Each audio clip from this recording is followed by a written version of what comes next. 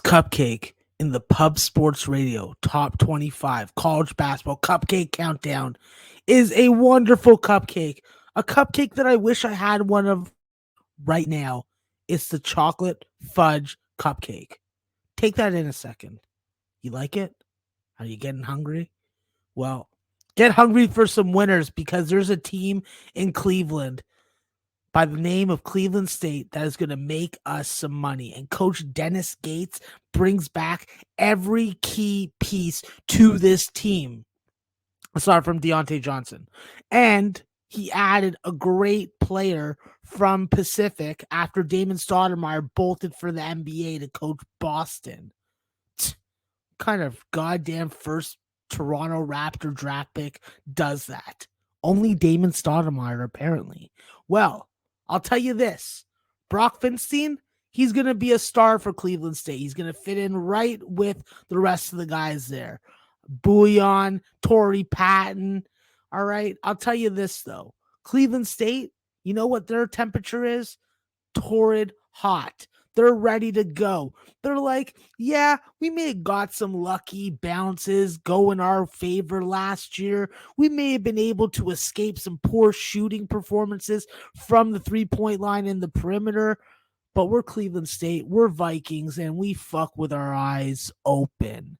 So when we talk about Cleveland State, this is a team that was very good to you, whether it be on the over, whether it be ATS. I expect similar things until I'm proven wrong. I'm wrong 40% of the time. So if I am, whatever. I'll tell you this, though. When it comes to chocolate fudge cupcakes, Cleveland State deserves that title. They deserve to be associated with this cupcake because they have very high expectations, like I've obviously shown and spoken. But they're a defensive, aggressive team. They're a physically defensive team. They run a full court press. They turn you over. They don't get rattled. They have multiple ball handlers on the floor.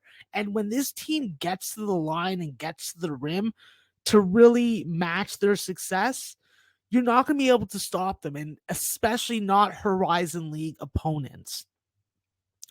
The one area of concern and area of improvement that you're going to have to see for Cleveland State to take that next step forward in their maturation as a program is make some goddamn three-point shots. All right. You got some guys that have put up some big games, but you don't have efficient three-point shooters.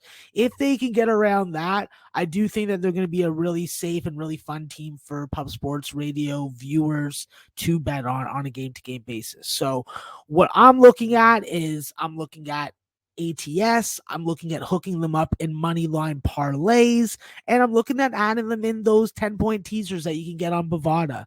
So when it comes to overs, I'll be looking for overs at home, not so much on the road, unless I see a trend or pattern developing after I watch some games.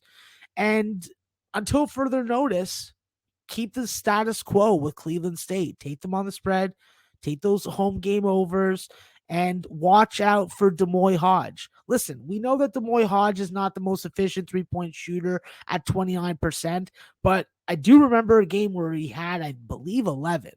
So a guy that could score 11 3-points in a game is a guy that is near and dear to my heart.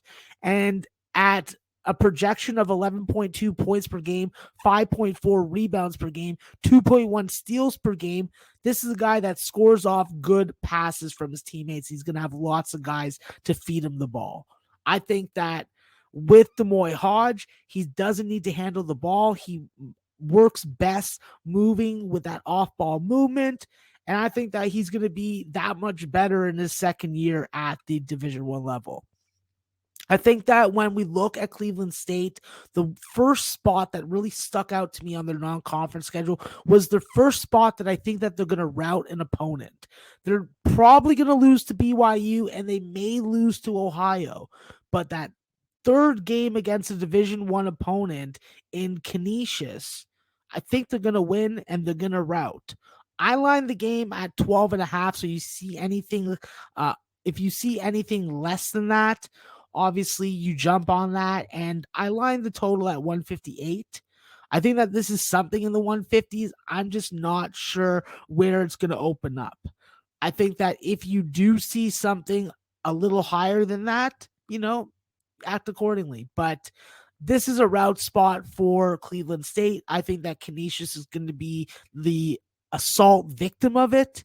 And let's get that cash. All right. And of course, eat your chocolate fudge cupcakes with a little bit of discipline because you don't want to add too much to the waistline. And I'll tell you, I added a little too much to the waistline eating chocolate fudge cupcakes. The next cupcake in the Pub Sports Radio Top 25 College Basketball Cupcake Countdown is a cupcake that when you walk into the store and your eye spots it, you go right towards it. You may go up to the display case and put your face on it, thinking that you could just eat it and that there's no barrier to stop you from gorging on a brown sugar caramel cupcake. Take that in for a second. Brown sugar caramel cupcake. Not good for you if you have diabetes. Not good for you if you're looking out for your waistline. But if you're a college basketball program, you are honored to be named and recognized in the same sentence as a brown sugar caramel cupcake. Now, Delaware Blue Hens. Yes, the Delaware Blue Hens playing out of Newark, Delaware. Didn't know that Newark existed outside of New Jersey, but learn a new thing every day. Is coached by Martin Inglesby. Martin Inglesby is, in my opinion, a great motion offense type coach. And I think with this roster that he's assembled, he's going to be sleeping well. His wife is going to be loving life. And they're going to be eating a lot of cupcakes. So when I decided on how I view this team temperature, I viewed it as tropical. You know, everything's Hakuna Matata. And it feels good to be Coach Inglesby right now. This is the oldest team that he's had. This is the deepest team that he's had. He's got multiple ball handlers. He's got experience in all positions. And this is a perfect roster for a lot of cutting motion style offense. So when you got good size, multiple lineups will emerge from it, big or small.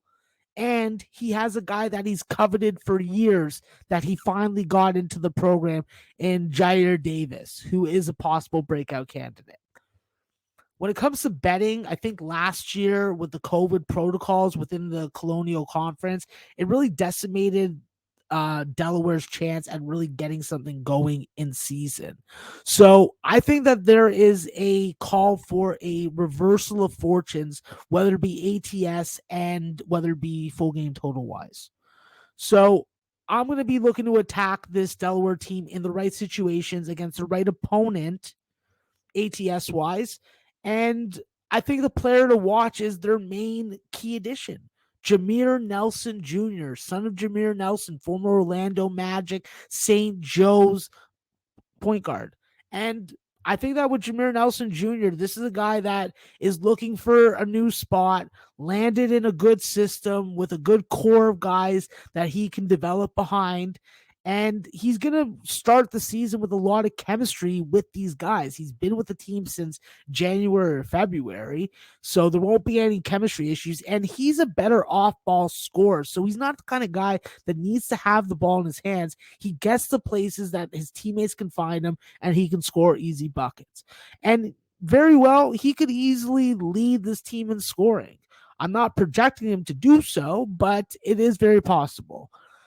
He does have to balance out what side he goes to. He is heavy to the right, but I think that's something that you're going to see Coach Inglesby really work and the staff really work with him during the season. When it comes to games that I want to attack Delaware on, I want to take a shot. I want to get dangerous, you know. I want to go against a team that I don't like and I think is going to take a real step backwards. And I want to give you guys a good game that you can bet on Delaware. Well, Delaware is going to be going on November 13th to Siena.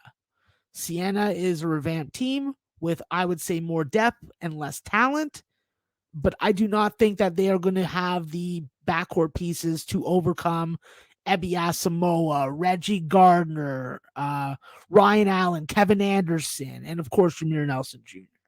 So I'm looking at Delaware to be a 2.5-point favorite or better. And I'm looking at 145.5 as a total. So chances are you're going to see Siena as a small home favorite in this game. And if you can get any kind of plus money price or plus number on the spread with Delaware, you take it against Siena. And when it cashes, you message me on Twitter and you're like, brown sugar caramel cupcake. I'll know what you mean. Let's go Delaware. Get that cash.